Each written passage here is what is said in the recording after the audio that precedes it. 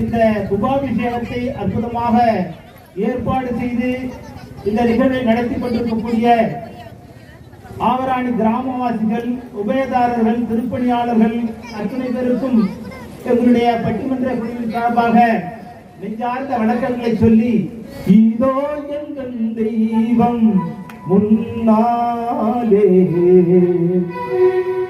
நான் ஒரே ஒரு புன்னகையில் கண்டேனே, இதோ எங்கள் தெய்வம் முன்னாலே நான் ஒரே ஒரு புன்னகையில் கண்டேனே, பாசமுள்ள பார்வையிலே கடவுள் வாழ்கிறார், அவர் கருணை உள்ள நெஞ்சிலே கோவில் கொள்கிறார், இதோ எங்கள் தெய்வம் முன்னாலே நான் ஒரே ஒரு புன்னகையில் கண்டேனே.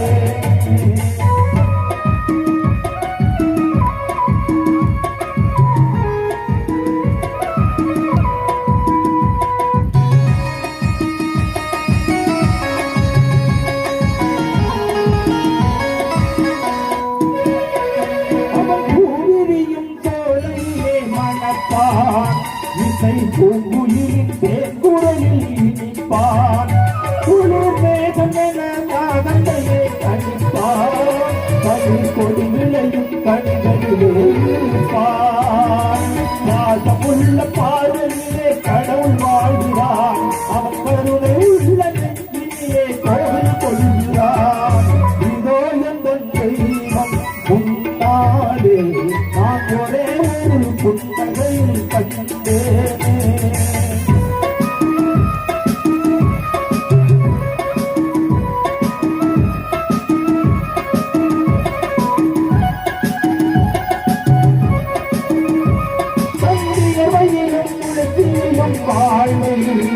தந்து தொழில் புரிந்து உயிர் வளர்க்கும் ஏழை அவன் இந்த மனமும் திருப்படியை கேட்டு அந்த திருப்பிலே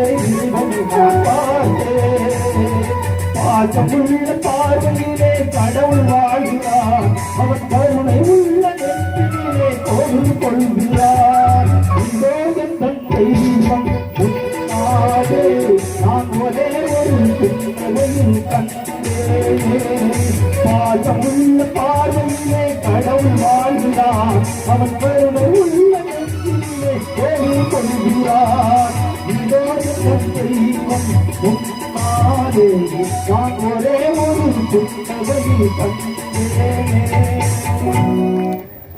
இந்த ஆலயத்தினுடைய பொறுப்பாளர், எங்கள் பள்ளியினுடைய முன்னாள் மாணவர், தமிழ்நாடு முழுவதும் சென்று எண்ணற்ற ஆலயங்களிலே மகா கும்பாபிஷேகத்தை நடத்தி கொண்டிருக்கிற பெருமைக்குரிய நாங்க 2 பேர் தான் ஆவராணின்னு ஊருக்கு முன்னாடி போட்டுட்டு இருக்கோம். அதை அடிக்கடி அவரே சொல்லுவாரு, சார் நீங்களும் நானும் தான் சார் ஆவராணின்னு ஊரை போட்டுட்டு இருக்கோம், ஆவராணி பிபி சுந்தர சிவாச்சாரியார் அப்படின்னு நான் போட்டுட்டு இருக்கேன், தமிழ்நாடு முழுக்க போய் கும்பாபிஷேகம் நடத்திட்டு இருக்கேன், அது ஒரு பெருமை இந்த ஊருக்கு. அடுத்தது நீங்க ஆவராணி ஆனந்தன் அப்படிங்கிற பேர்ல தமிழ்நாடு முழுக்க போயிட்டு வந்துட்டு இருக்கீங்க சார், அது ஒரு பெருமை அப்படின்னு சொல்லுவாப்ல. அவங்களுடைய தந்தை பாலசுப்ரமணிய குருக்கள் அவர்கள் சின்ன வயசுல இருக்கிறப்ப அந்த மார்கழி மாசத்துல அந்த திருப்பாவை திருவம்பாவை எல்லாம் மனப்பாட பண்ண சொல்லி அதுக்கு பரிசு கொடுப்பாங்க. என்னுடைய தந்தையார் திருநாவுக்கரசு அவர்கள் அந்த திருப்பாவை திருவம்பாவை யார் யார் சரியா ஒப்பிக்கிறானோ அவனுக்கு பரிசு கொடுப்பாங்க.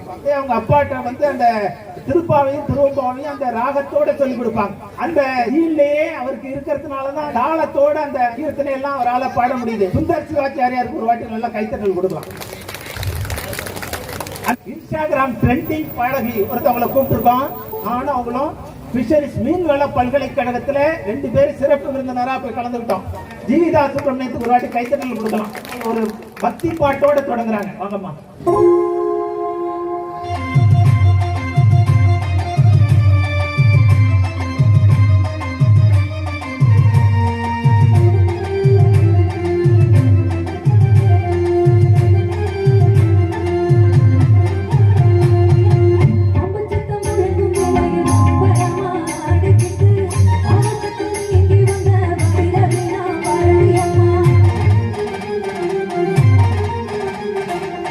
We're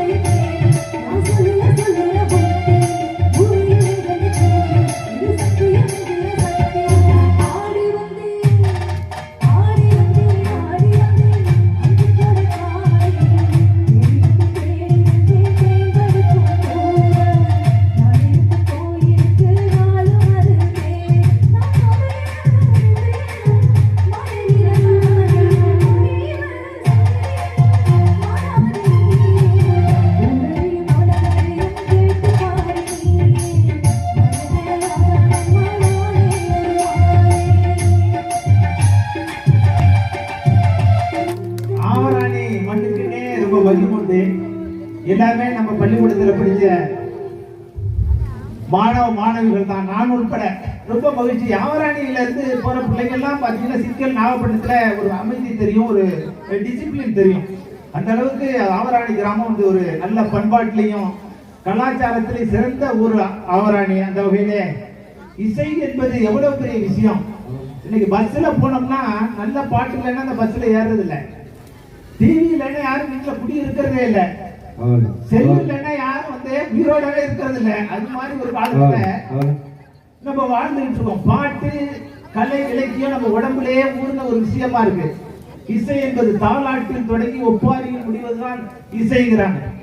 பிறக்கும் போது தாலாட்டி, இறக்கும் போது நீராட்டி, இடையில் கிடைக்க வேண்டும் பாராட்டுகிறாங்க. அதனாலதான் நாங்க ராத்திரி போய் பட்டிமன்றமா பேசிட்டு இருக்கோம்.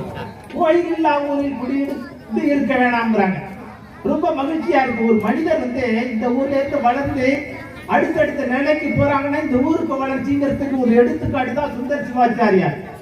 ஏன்னா அவர் வந்து நிறைய இடத்துல போய் நல்ல தொடர்பு வச்சிருக்கிறதுனாலதான் அவரால் இந்த ஆலயத்துக்கு உள்ள செலவு பண்ண முடிஞ்சது. அது மாதிரிதான் இப்ப நானும் சில ரோட்டரி அமைப்புகள், இது மாதிரி பட்டிமன்ற குழுக்கள், தமிழ்நாடு முழுக்க எப்படி அவர் வந்து தமிழ்நாட்டுல எல்லா இடங்களையும் போய் மகாகும்பாபிஷேகம் பண்றாரோ அதே மாதிரி என்னுடைய புத்தகங்கள் 15 புத்தகங்கள் தமிழ்நாட்டில் உள்ள எல்லா மாவட்டத்திலும் நூலகத்திலையும் இருக்கு.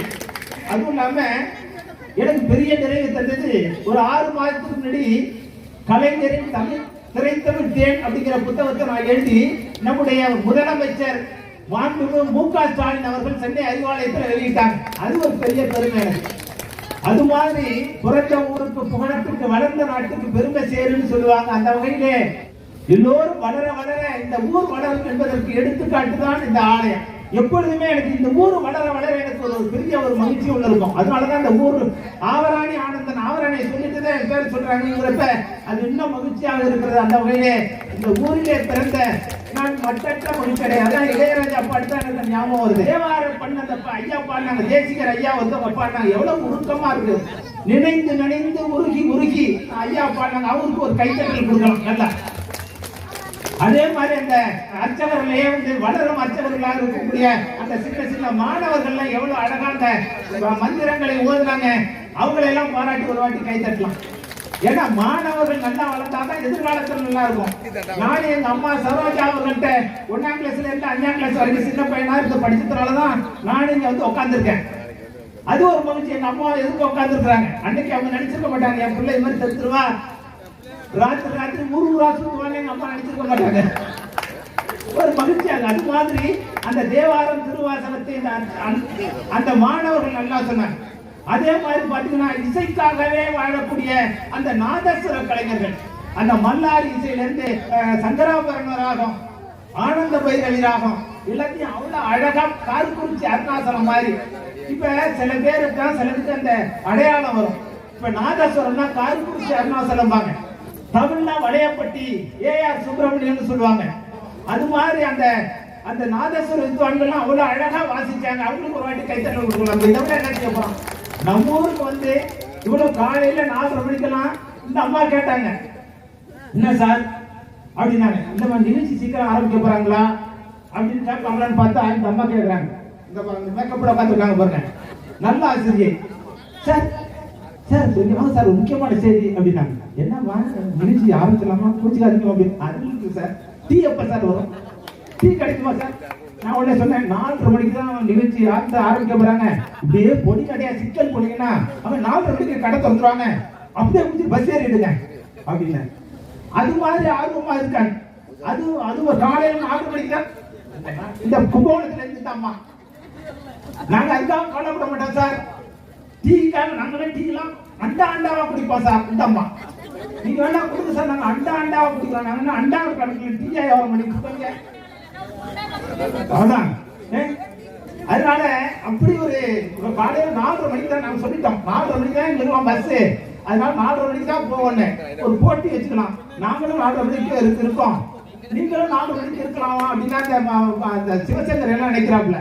ஏன் சார் உங்களுக்கு தான் வேலை இல்லை, ஏதாவது காசு கிடைக்கும், எங்களுக்கு என்ன சார் அப்படின்னு. அதனால 4:30 மணிக்கு நமக்கு ஃப்ரீயா இருக்கு. ஒரு நல்ல விஷயம் இல்லை. என்னோட நான் உள்ளூர்ல இருக்கேன், என்ன என் பேச்சு தான் அடிக்கடி கேட்டுட்டு இருக்கீங்களே. இந்த மீராவில் உட்காந்து பாக்குறாங்க சார், கொஞ்சம் இதே வேலையா இருக்கு. அங்க பெருமா கோயிலுக்கு வந்து உட்காந்துட்டாரு. பிள்ளையாங்கோயில ஒரு விசேஷம்னா அவரு வந்து உட்காந்துறாரு. சரி, சிவன் கோயிலுனால யாராவது நடுவர் புதுசா மாத்துவாங்கன்னு இவரே வந்து உட்காந்துட்டாரு பிள்ளையார் மாதிரி. அதனால நமக்கு நான் நிறைய பேசுறத குறைச்சிக்கிட்டு அப்பாடா இதான் சார் ரொம்ப நல்லா இருக்கு, இந்த வார்த்தை தான் ரொம்ப சந்தோஷம் அப்படின்னு நினைக்கிறீங்க. அதனால நல்ல பேச்சாளர்கள் எல்லாம் பாத்தீங்கன்னா சாதாரணமா வந்து இவங்க எல்லாம் டேட் வாங்குறது கஷ்டம். அப்படி ஒரு நல்ல தரமான பேச்சாளர்கள்லாம் கொடுத்தீங்கன்னா உள்ளூர் மாடு விலை போவாதுப்பாங்க. ஆனா நாங்க சுந்தர் சிவாச்சாரியரும் ஆவராணியானது இந்த உள்ளூர்ல விலை போயிருக்க பாருங்க, நல்லா ஒரு வாட்டி கைத்தட்டல் கொடுத்தாங்க.